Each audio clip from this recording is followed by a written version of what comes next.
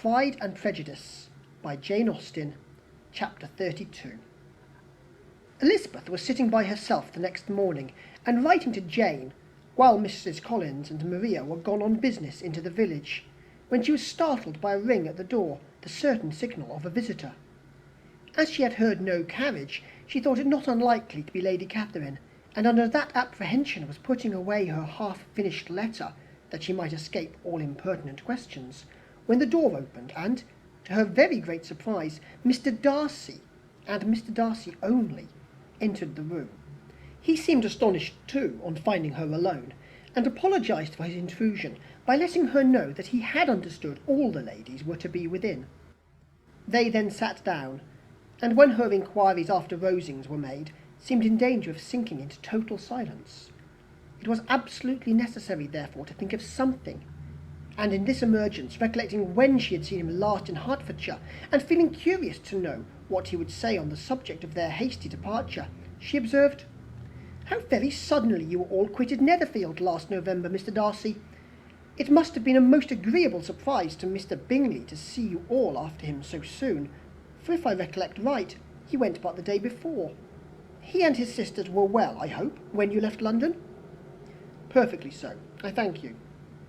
She found that she was to receive no other answer, and after a short pause added, "I think I have understood that Mr. Bingley has not much idea of ever returning to Netherfield again." "I have never heard him say so, but it is probable that he may spend very little of his time there in the future. He has many friends, and is at a time of life when friends and engagements are continually increasing. If he means to be but little at Netherfield, it would be better for the neighbourhood that he should give up the place entirely, for then we might possibly get a settled family there. But perhaps Mr. Bingley did not take the house so much for the convenience of the neighbourhood as for his own, and we must expect him to keep it or quit it on the same principle." "I should not be surprised," said Darcy, "if he were to give it up as soon as any eligible purchase offers." Elizabeth made no answer. She was afraid of talking longer of his friend, and having nothing else to say, was now determined to leave the trouble of finding a subject to him. He took the hint, and soon began with, "This seems a very comfortable house. Lady Catherine, I believe, did a great deal to it when Mr. Collins first came to Hunsford." "I believe she did. I'm sure she could not have bestowed her kindness on a more grateful object." "Mr. Collins appears to be very fortunate in his choice of a wife." "Yes, indeed. His friends may well rejoice in his having met with one of the very few sensible women who would have accepted him, or have made him happy if they had. My friend has an excellent understanding, though I am not certain that I consider her marrying Mr. Collins as the wisest thing she ever did.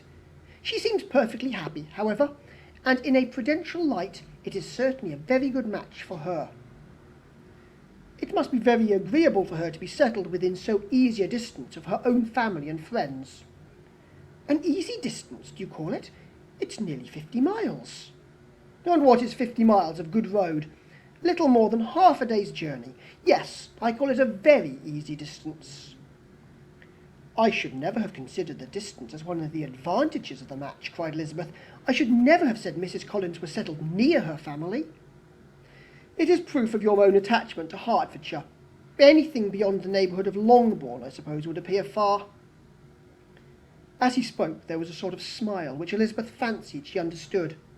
He must be supposing her to be thinking of Jane and Netherfield, and she blushed as she answered, "I do not mean to say that a woman may not be settled too near her family.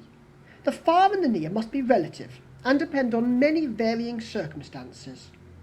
Where there is fortune to make the expenses of travelling unimportant, distance becomes no evil. But that is not the case here.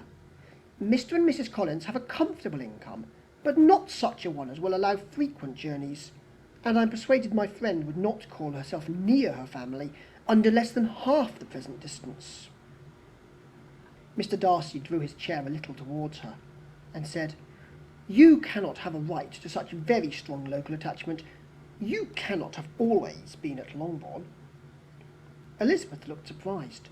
The gentleman experienced some change of feeling. He drew back his chair, took a newspaper from a table, and glancing over it, said, in a colder voice, "Are you pleased with Kent?" A short dialogue on the subject of the country ensued, on either side calm and concise, and soon put an end to by the entrance of Charlotte and her sister, just returned from her walk. The tete-a-tete surprised them. Mr. Darcy related the mistake which had occasioned his intruding on Miss Bennet, and after sitting a few minutes longer without saying much to anybody, went away. "What can be the meaning of this?" said Charlotte as soon as he was gone. "My dear Eliza, he must be in love with you, or he would never have called us in this familiar way." But when Elizabeth told of his silence, it did not seem very likely, even to Charlotte's wishes, to be the case, and after various conjectures, they could at last only suppose his visit to proceed from the difficulty of finding anything to do, which was the more probable from the time of year. All field sports were over. Within doors there was Lady Catherine, books, and a billiard table, but gentlemen cannot always be within doors, and in the nearness of the parsonage, or the pleasantness of the walk to it, or of the people who lived in it, the two cousins found a temptation from this period of walking thither almost every day. They called at various times of the morning, sometimes separately, sometimes together, and now and then accompanied by their aunt. It was plain to them all that Colonel Fitzwilliam came because he had pleasure in their society, a persuasion which of course recommended him still more, and Elizabeth was reminded by her own satisfaction in being with him, as well as by her evident admiration of her former favourite George Wickham, and though in comparing them she saw there was less captivating softness in Colonel Fitzwilliam's manners, she believed he might have the best informed mind. But why Mr. Darcy came so often to the parsonage it was more difficult to understand.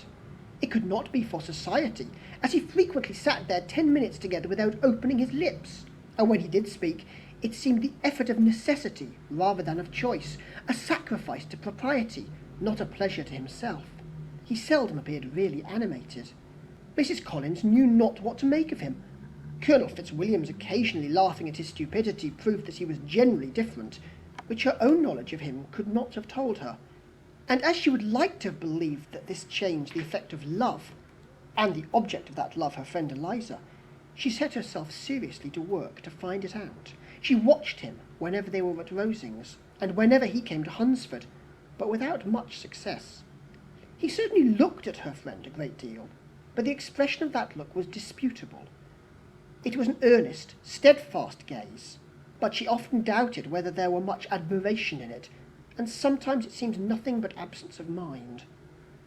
She had once or twice suggested to Elizabeth the possibility of his being partial to her, but Elizabeth always laughed at the idea, and Mrs. Collins did not think it right to press the subject, from the danger of raising expectations which might only end in disappointment, for in her opinion it admitted not a doubt that all her friend's dislike would vanish if she could suppose him to be in her power. In her kind schemes for Elizabeth, she sometimes planned her marrying Colonel Fitzwilliam. He was beyond comparison the most pleasant man. He certainly admired her, and his situation in life was most eligible. But to counterbalance these advantages, Mr. Darcy had considerable patronage in the church, and his cousin could have none at all. Chapter 33. More than once did Elizabeth, in her ramble within the park, unexpectedly meet Mr. Darcy. She felt all the perverseness of the mischance that should bring him where no one else was brought, and, to prevent its ever happening again, took care to inform him at first that it was a favourite haunt of hers. How it could occur a second time, therefore, was very odd. Yet it did, and even a third. It seemed like wilful ill-nature, or a voluntary penance, for on those occasions it was not merely a few formal inquiries and an awkward pause and then away, but he actually thought it necessary to turn back and walk with her. He never said a great deal, nor did she give herself the trouble of talking or of listening much, but it struck her in the course of their third rencontre that he was asking some odd, unconnected questions about her pleasure in being at Hunsford, her love of solitary walks, and her opinion of Mr. and Mrs. Collins's happiness, and that in speaking of Rosings and her not perfectly understanding the house, he seemed to expect that whenever she came into Kent again, she would be staying there too. His words seemed to imply it. Could he have Colonel Fitzwilliam in his thoughts? She supposed, if he meant anything, he must mean an allusion to what might arise in that quarter. It distressed her a little, and she was quite glad to find herself at the gate in the pales opposite the parsonage. She was engaged one day as she walked in perusing Jane's last letter, and dwelling on some passages which proved that Jane had not written in spirits, when instead of being again surprised by Mr. Darcy, she saw on looking up that Colonel Fitzwilliam was meeting her. Putting away the letter immediately, and forcing a smile, she said, "I did not know before that you ever walked this way." "I have been making a tour of the park," he replied, "as I generally do every year, and intend to close it with a call at the parsonage. Are you going much farther?" "No, I should have turned in a moment." And accordingly she did turn, and they walked towards the parsonage together. "Do you certainly leave Kent on Saturday?" said she. "Yes, if Darcy does not put it off again, but I am at his disposal. He arranges the business just as he pleases. And if not able to please himself in the arrangement, he has at least pleasure in the great power of choice. I do not know anybody who seems to enjoy the power of doing what he likes more than Mr. Darcy." "He likes to have his own way very well," replied Colonel Fitzwilliam, "but so we all do. It is only that he has better means of having it than many others, because he is rich, and many others are poor. I speak feelingly. A younger son, you know, must be inured to self-denial and dependence. In my opinion, the younger son of an earl can know very little of either. Now, seriously, what have you ever known of self-denial and dependence? When have you been prevented by want of money from going wherever you choose, or procuring anything you had a fancy for? These are home questions, and perhaps I cannot say that I have experienced many hardships of that nature. But in matters of greater weight, I may suffer from want of money. Younger sons cannot marry where they like, unless where they like women of fortune, which I think they very often do. Our habits of expense make us too dependent, and there are too many in my rank of life who can afford to marry without some attention to money." "Is this," thought Elizabeth, "meant for me?" And she coloured at the idea, but recovering herself, said in a lively tone, "And pray, what is the usual price of an earl's younger son? Unless the elder brother is very sickly, I suppose you would not ask above £50,000? He answered her in the same style, and the subject dropped. To interrupt a silence which might make him fancy her affected with what had passed, she soon afterwards said, "I imagine your cousin brought you down with him chiefly for the sake of having someone at his disposal. I wonder he does not marry to secure a lasting convenience of that kind. But perhaps his sister does as well for the present, and as she is under his sole care, he may do what he likes with her." "No," said Colonel Fitzwilliam, "that is an advantage which he must divide with me. I am joined with him in the guardianship of Miss Darcy." "Are you indeed? And pray what sort of guardians do you make? Does your charge give you much trouble? Young ladies of her age are sometimes a little difficult to manage, and if she has the true Darcy spirit, she may like to have her own way." As she spoke, she observed him looking at her earnestly, and the manner in which he immediately asked her why she supposed Miss Darcy likely to give them any uneasiness convinced her that she had somehow or other got pretty near the truth. She directly replied, "You need not be frightened. I never heard any harm of her, and I dare say she is one of the most tractable creatures in the world. She is a very great favourite with some ladies of my acquaintance, Mrs. Hurst and Miss Bingley. I think I've heard you say that you know them?" "I know them a little. Their brother is a pleasant gentleman-like man. He is a great friend of Darcy's." "Oh, yes," said Elizabeth dryly. "Mr. Darcy is uncommonly kind to Mr. Bingley, and takes a prodigious deal of care of him." "Care of him? Yes, I really believe Darcy does take care of him in those points where he most wants care. From something that he told me in our journey hither, I have reason to think Bingley very much indebted to him. But I ought to beg his pardon, for I have no right to suppose that Bingley was the person meant. It was all conjecture." "What is it that you mean?" "It's a circumstance which Darcy would not wish to be generally known, because if it were to get round to the lady's family, it would be an unpleasant thing. You may depend on my not mentioning it. And remember that I have not much reason for supposing it to be Bingley. What he told me was merely this, that he congratulated himself on having lately saved a friend from the inconveniences of a most imprudent marriage, but without mentioning names or any other particulars. And I only suspected it to be Bingley, from believing him the kind of young man to get into a scrape of that sort, and from knowing them to have been together the whole of last summer. Did Mr. Darcy give you reasons for this interference? I understand there were some very strong objections against the lady. And what arts did he use to separate them? He did not talk to me of his own arts, said Fitzwilliam, smiling. He only told me what I have now told you. Elizabeth made no answer and walked on, her heart swelling with indignation.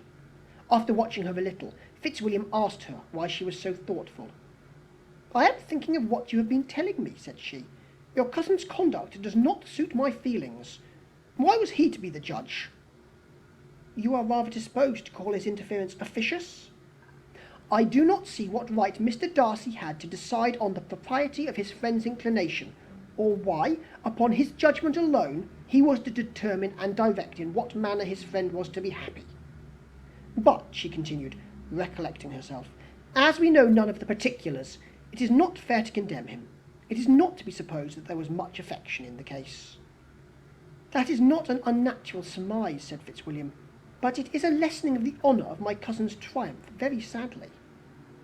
This was spoken jestingly, but it appeared to her so just a picture of Mr. Darcy that she would not trust herself with an answer, and therefore, abruptly changing the conversation, talked on indifferent matters until they reached the parsonage. There, shut into her own room, as soon as their visitor left them, she could think without interruption of all that she had heard. It was not to be supposed that any other people could be meant than those with whom she was connected. There could not exist in the world two men over whom Mr. Darcy could have such boundless influence. That he had been concerned in the measures taken to separate Bingley and Jane she had never doubted, but she had always attributed to Miss Bingley the principal design and arrangement of them. If his own vanity, however, did not mislead him, he was the cause. His pride and caprice were the cause of all that Jane had suffered, and still continued to suffer. He had ruined for a while every hope of happiness for the most affectionate, most generous heart in the world, and no one could say how lasting an evil he might have inflicted. There were some very strong objections against the lady, were Colonel Fitzwilliam's words, and those strong objections probably were her having one uncle who was a country attorney, and another who was in business in London. To Jane herself, she exclaimed, there could be no possibility of objection, all loveliness and goodness as she is, her understanding excellent, her mind improved, and her manners captivating. Neither could anything be urged against my father, who, though with some peculiarities, has abilities Mr. Darcy himself need not disdain, and respectability which he will probably never reach. When he thought of her mother, her confidence gave way a little, but she would not allow that any objections there had material weight with Mr. Darcy, whose pride, she was convinced, would receive a deeper wound from the want of importance in his friend's connections than from their want of sense. And she was quite decided at last that he had been partly governed by this worst kind of pride, and partly by the wish of retaining Mr. Bingley for his sister.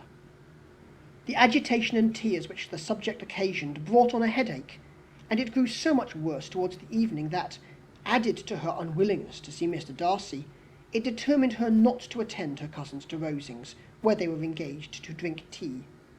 Mrs. Collins, seeing that she was really unwell, did not press her to go, and as much as possible prevented her husband from pressing her. But Mr. Collins could not conceal his apprehension at Lady Catherine's being rather displeased by her staying at home. End of chapter 33.